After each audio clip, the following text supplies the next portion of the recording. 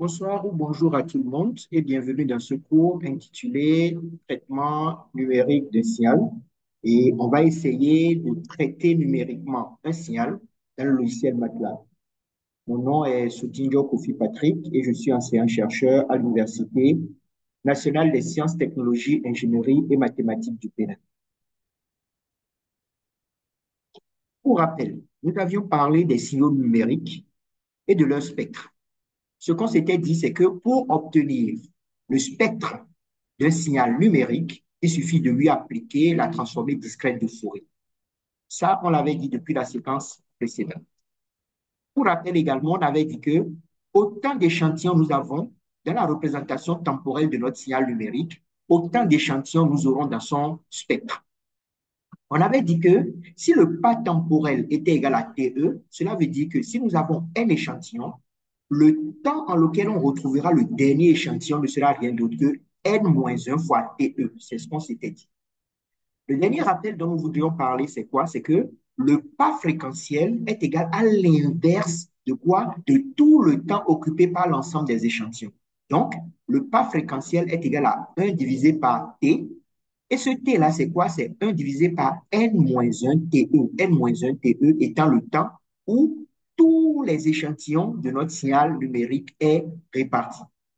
Naturellement, si chaque pas fréquentiel nous fait 1 sur n-1 fois TE, cela veut dire que la fréquence qu'on aura ici va faire n-1 multiplié par ce pas. Donc, ça fait n-1 fois 1 sur n-1 TE, ce qui est égal à quoi? Les n-1 vont se simplifier. On aura finalement 1 sur TE, ce qui est égal à FE. Pour souvenir, c'est que le spectre de notre signal numérique sera réparti de 0 jusqu'à FE. C'est ce qu'on s'était dit à la séance précédente. Petite information avant d'attaquer le code, c'est la découverte de la fonction size. Quand on prend la fonction size et on lui met un argument, c'est-à-dire en paramètre, une matrice, eh bien, cette fonction va retourner deux valeurs. La première valeur, ce sera le nombre de lignes de la matrice et la deuxième valeur serait le nombre de colonnes. Pour exemple, si je prends le vecteur A qui est ici, nous constatons que ce vecteur est constitué d'une seule ligne, mais de trois colonnes. Quand je fais size A, je remarque que le résultat me donne 1, 3. 1 étant le nombre de lignes, on en a une seule. 3 étant le nombre de colonnes. Maintenant, toujours avec size, si on a envie d'avoir le nombre de lignes d'une matrice, qu'est-ce qu'on fait? On met size, on met le nom de la matrice et on complète tout simplement la valeur 1. La valeur 1 nous retournera simplement le nombre de lignes que nous retrouvons dans cette matrice. Donc, si on reprend toujours notre A, nous remarquons que dans A, nous avons une seule ligne. Du coup, lorsqu'on fait size A1, on a donc comme résultat égal à 1. Le dernier élément dont nous voudrions parler par rapport à toujours la fonction size, c'est que si on prend size, le nom de la matrice, et on ajoute 2, ça nous retourne en fait quoi? Le nombre de colonnes. Le nombre de colonnes ici, dans notre exemple, étant égal à 3, ici, donc lorsque nous faisons size A2, le résultat est tout simplement 3. Pour synthétiser, size retourne quand on l'envoie seulement le nom de la matrice, le nombre de lignes et le nombre de colonnes dans cette matrice. Si dans la parenthèse du size, en plus du nom de la matrice, on ajoute 1, ça nous retourne le nombre de lignes. Quand on ajoute 2, ça nous retourne le nombre de colonnes. La deuxième chose dont nous voudrions parler en guise de rappel, c'est la fonction ou d'information, pardon, c'est la fonction subplot. Alors, subplot est une fonction, donnez-moi une seconde.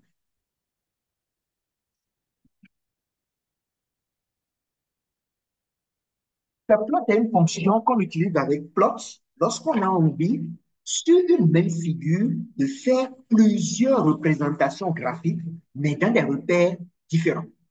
Donc, ça, syntaxe, c'est quoi? C'est subplot, nombre de lignes, nombre de colonnes, numéro d'ordre. On va s'expliquer par un exemple.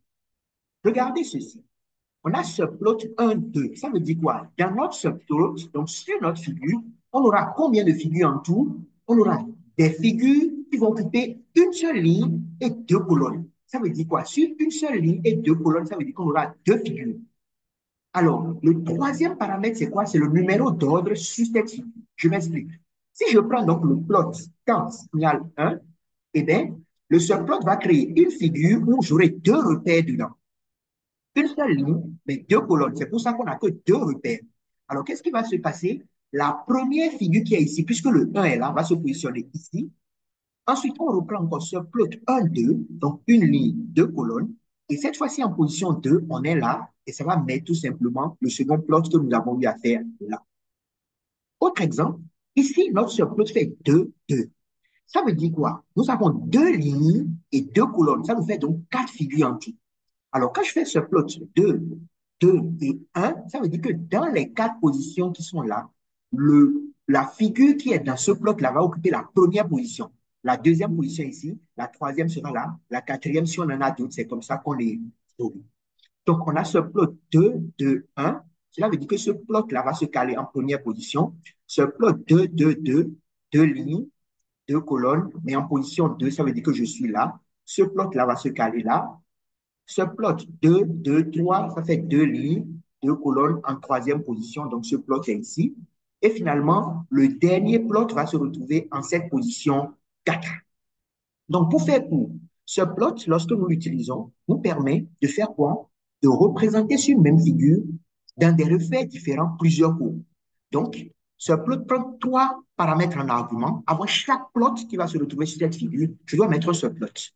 Le premier paramètre du subplot, c'est le nombre de lignes que j'aurai sur cette figure. Le second paramètre, c'est le nombre de colonnes. Et le troisième paramètre, c'est le numéro d'ordre de la figure plot qui suit en même temps le subplot dans l'ensemble des positions au niveau de notre subplot. On va voir un peu plus ça dans les illustrations. Alors, ce que nous allons faire maintenant, voyons un peu dans MATLAB comment créer ou représenter un signal et son spectre à travers un code.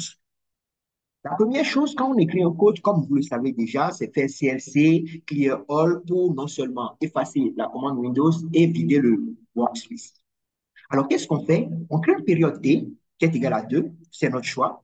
On crée une amplitude qu'on appelle A qui est égale à 4, c'est également notre choix. Et on déduit que la fréquence de ce signal, puisque sa période est égale à T, est égale à 1 sur T. On définit la période d'échantillonnage de notre signal qui est égale à T, qui est la période divisée par 200. C'est notre choix. Et maintenant, on définit un vecteur temps qui va de 0 jusqu'à 20 fois la période par pas de TH. Ça veut dire que ce temps-là va couvrir 20 fois la période, mais on prend des échantillons, on prendra des échantillons tous les TH. Et finalement, on crée un vecteur signal 1 qui va contenir les différentes valeurs de sinus multipliées par A à tous les temps contenus dans le vecteur temps. Ça, on l'a déjà vu précédemment. Une fois que nous avons généré notre signal et son temps, on va essayer de voir si nous pouvons générer maintenant son spectre. Mais d'abord, on s'amuse à déterminer le nombre d'échantillons que nous avons dans le signal 1. Comme vous le savez très bien, lui, c'est un vecteur uniligne. Et du coup, pour récupérer le nombre d'éléments que j'ai dans ce vecteur uniligne, je vais mettre tout simplement size, appeler signal 1, mais je vais mettre 2 ici puisque je cherche le nombre de colonnes. Terminons à présent le spectre de ce signal qu'on vient de créer, le signal qui est un sinus. Alors, qu'est-ce qu'on fait? C'est tellement bête. Pour faire la transformée de Fourier, au lieu de nous coltiner les grosses équations qu'on avait eues à découvrir ensemble, on dit simplement FFT, entre parenthèses, et on met le nom du signal. Là, tout va bien. Là, on génère l'ensemble des grands X K qu'on avait déterminés manuellement avant. Donc, dans ce spectre, on a l'ensemble des grands X K correspondant à quoi? La transformée de Fourier du signal 1. Une fois qu'on a fait ça, on a envie de déterminer les différentes fréquences en lesquelles nous avons quoi? Nous avons les différents échantillons du spectre. Alors, qu'est-ce qu'on fait? Vous vous rappelez très bien, non, pas fréquentiel lorsqu'on fait la transformée de Fourier. Ça fait l'inverse de tout le temps occupé par l'ensemble des échantillons dans le domaine temporel. Alors, qu'est-ce qu'on fait pour déterminer le vecteur des fréquences qui sont en abscisse de notre spectre? On va donc faire flex, qu'on a appelé flex, qui sera égal à quoi? 0, 2 points. Le pas, ça fait l'inverse de tout le temps occupé par les échantillons dans le domaine temporel. Tout le temps occupé par les échantillons dans le domaine temporel me fait quoi? Nombre d'échantillons moins 1, le tout fois TH. Donc, je fais 1 divisé par nombre d'échantillons moins 1 fois TH. Et finalement, je m'arrête où? Qu'il vous souvienne, on s'arrête à FH, la fréquence d'échantillonnage. Ici, on a préféré mettre tout simplement 1 sur DH qui est directement égal à FH.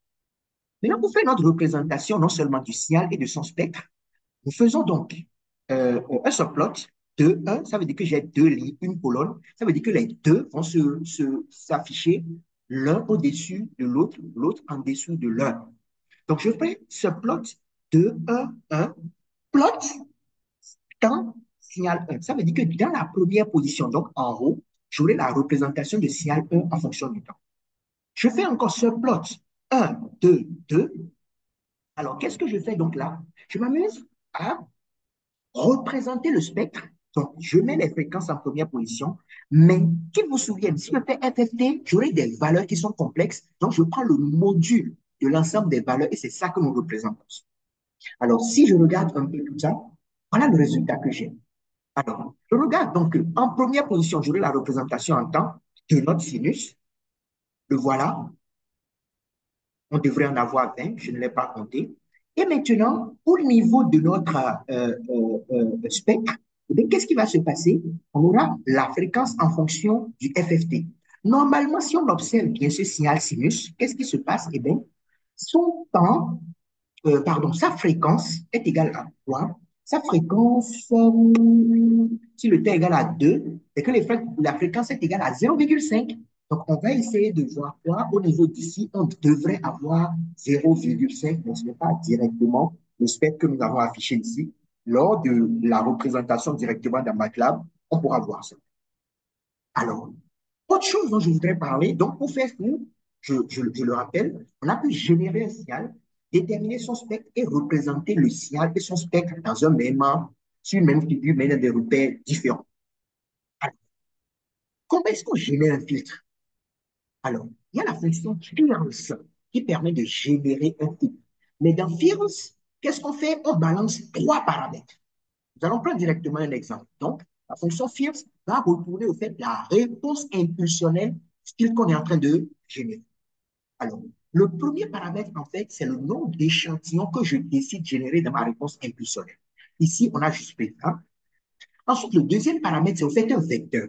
Il ira toujours de 0 à FE sur 2. FE, c'est la fréquence d'échantillonnage.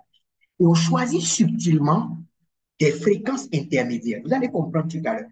Et dès qu'on définit ce vecteur-là, qui va de 0 jusqu'à FE sur 2 et qui aligne des fréquences, on le divise par FE sur 2. Et qu'est-ce qu'on fait après? C'est génial. Qu'est-ce qu'on fait après? On aligne des valeurs soit 1, soit 0, soit 1, soit 0. Mais la longueur de ce vecteur doit être la longueur du vecteur où j'ai des fréquences. Mais qu'est-ce qui se passe? Qu'est-ce que je dis à la machine? Attention, la première fréquence du vecteur précédente va passer. Ça veut dire que le 0 va passer à travers le fil qu'on est en train de mettre. Quand je mets encore 1 ici, ça veut dire que le 500 va passer. Quand je mets 0 ici, ça veut dire que le 501 ne passe pas. Quand je mets 0 ici, ça veut dire que le FE sur 2 ne passe pas. Ça veut dire quoi en somme? Ça veut dire que là maintenant, j'ai créé un filtre dont la réponse impulsionnelle contient 20 échantillons, mais dont le filtre laisse passer la fréquence 0, laisse passer la fréquence 500, mais coupe les fréquences à partir de 501. Ça, je viens de créer quoi? Un filtre passe-bas, parce qu'il laisse passer les fréquences entre 0 et 500 et bloque toutes les autres fréquences. Nous venons donc de générer, comme on vient de le dire, un filtre passe-bas de fréquence de coupure 500 Hz. Alors, si je prends maintenant ce filtre-ci, je remarque que ça me fait 0, 499, 500 FE sur 2, divisé par FE sur 2, pas comme d'habitude, mais je mets 0 en première position. Ça veut dire que 0 ne passe pas. Je mets encore 0, ça veut dire que 499 ne passe pas. Je mets 1 ici, ça veut dire que 500 passe. Je mets 1 ici, ça veut dire que FE sur 2 passe correctement. Alors, ça veut dire quoi? Je laisse désormais passer les fréquences de 500 à FE sur 2, mais je coupe toutes les fréquences précédentes. Je viens donc de créer un fils passe-haut, une fréquence de coupure 500 Hz. Et c'est comme ça que ça fonctionne. Donc, c'est comme ça, chaque fois, on va générer nos filtres en nous basant sur une série de fréquences que nous donnons. Et juste après, nous disons, ah, cette fréquence passe, cette fréquence ne passe pas, cette fréquence passe, cette fréquence ne passe pas, en alternant des zéros et des 1. Alors, on peut visualiser la fonction de transfert d'un filtre que nous générons. Par exemple, si nous prenons ce filtre qu'on vient de générer, qui est d'ailleurs un filtre passe-bas, parce que vous remarquez que j'ai un plan au début, donc il laisse passer 0, il laisse passer 500, mais il bloque de 501 jusqu'à FE sur 2. Il y a une fonction qui nous permet de générer la fonction de transfert d'un filtre. Ça, c'est tout simplement quoi? La fonction flex.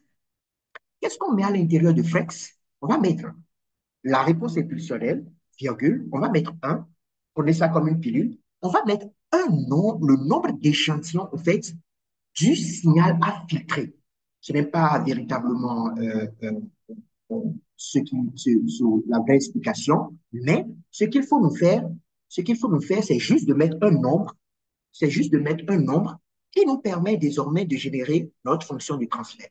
Ensuite, je mets FH ici, qui n'est rien d'autre que la fréquence d'échange. Alors, qu'est-ce que je fais?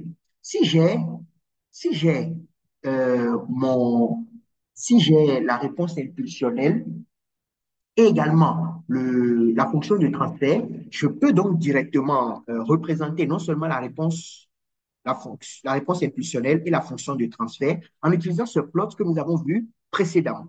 Alors, quand je fais ça, vous remarquez donc que vous avez votre réponse impulsionnelle. Ça ne nous intéresse pas trop. Mais ce qui est formidable ici, c'est que puisque nous avons un fil basse-bas, vous remarquez que nous avons une forme de fil basse-bas, même si nous avons des éléments comme ça. Tout ce qui est là, ce n'est pas considéré parce que généralement, on dit que le filtre laisse passer les choses lorsque nous sommes inférieurs à, nous sommes au-delà de la valeur maximale moins 3 dB. Or, ici, nous sommes ici à moins de l'ordre de moins 20 dB. Vous allez constater que j'ai commencé à parler de 20 dB parce que ici, on n'a pas pris directement H qui a été généré. Eh bien, on a fait ABS de H. Ça veut dire qu'on prend le module de H, mais on lui applique encore le logarithme à base 10 qu'on multiplie par 20. Ça nous permet d'avoir désormais notre H en dB, en décibels. Ça, c'est des choses que vous êtes censé connaître si vous avez étudié les filtres une fois dans votre vie. Alors, ce que je n'ai pas dit, c'est que cette fonction-là va retourner deux vecteurs. Un premier vecteur qui sera l'ensemble des, comment on dit ça déjà, l'ensemble des échantillons de la fonction de transfert. Et le FE sera quoi? L'ensemble des fréquences, l'ensemble des fréquences, l'ensemble des fréquences sur lesquelles on va répartir justement les échantillons de notre, de notre fonction de transfert. Donc, voilà un peu ce que nous pouvons dire par rapport à tout cela. Et pour finir, euh, si nous générons un filtre, comment est-ce qu'on va filtrer justement un signal? Si on veut filtrer un signal, une fois qu'on a généré la réponse impulsionnelle de notre filtre, le signal de sortie que nous appelons signal F ici, ça va faire filtre de, entre parenthèses, le H qui est la réponse impulsionnelle, le 1 qui suit, et finalement, on va ajouter quoi? On va ajouter le signal à filtrer. Et du coup, nous avons en somme quoi? Nous avons en somme le signal filtré. On vient de représenter justement notre signal filtré. Avant de faire l'évaluation formative, on va couper cette vidéo-ci et on ira maintenant dans une autre vidéo où on sera dans MATLAB où on va essayer de voir étape par étape comment est-ce qu'on peut écrire un code complet qui génère un signal, qui génère son, son spectre. On va l'observer ensemble, on va représenter, on va l'analyser ensemble. Ensuite, on va générer un filtre et sa fonction de transfert, les afficher. Et maintenant, utiliser ce filtre-là pour filtrer le signal que nous avons généré et voir un peu l'impact de ce filtre-là sur le résultat. Merci beaucoup et à bientôt.